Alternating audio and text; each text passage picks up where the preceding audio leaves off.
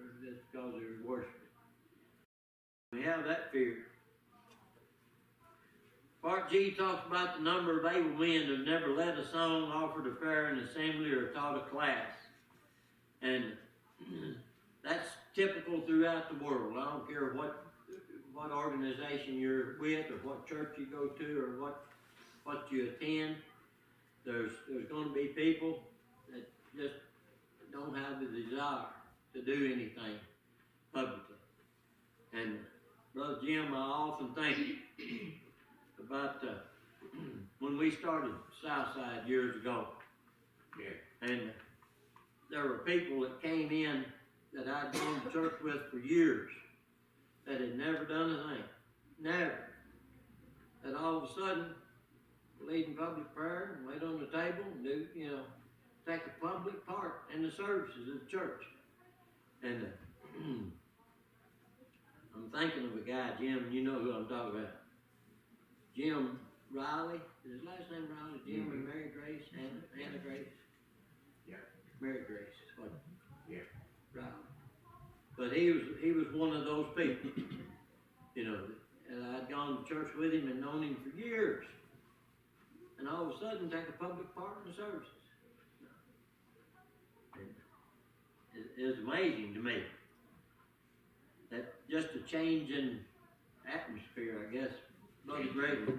Change the location. There's fewer people there that they know, maybe, Brother Greg Axton always talked about people getting out of their comfort zone, And we have a tendency as human beings to have our comfort zone. I don't want my routine interrupted with things. And we have that tendency to do, but as members of the church, we need to do what we can to take an active part and support our services and do things. We're on page 22 in our workbook. Mike, I've always wondered something. We used to have elders and deacons here. You brought up elders one. Yeah. Why do we not have elders and deacons? It's my understanding, according to the Bible, that we're supposed to. I'll give you an amen. Okay. So what's the answer? Well, when you read about the qualifications of elders and deacons in 1 Timothy and again in Titus, it talks about, the first and foremost, the person has a desire to be an elder or deacon. And then it lists a long list of qualifications. And I'm probably going to get stoned here, but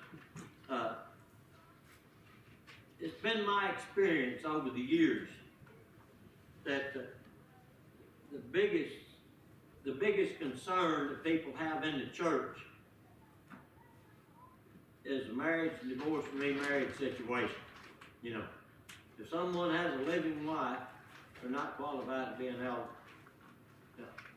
Well, in our society, that's getting fewer and further between in regard to that. But there's a long laundry list of qualifications other than that.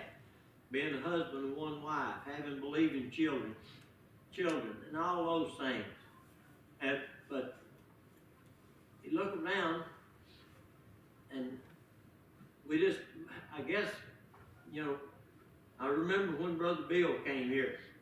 That was one of his first ambitions and goals, was we were going to have elders.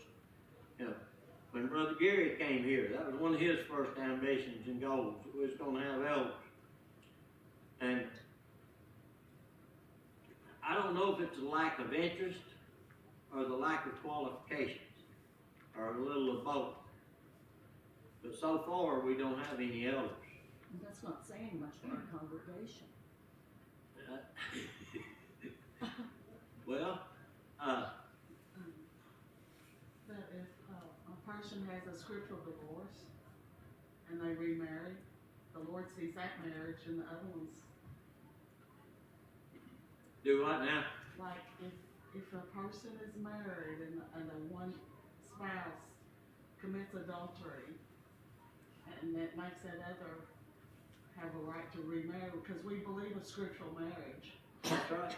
We do. So the Lord sees that second marriage being right because that first marriage was committed adultery. And I don't you know I don't disagree with that.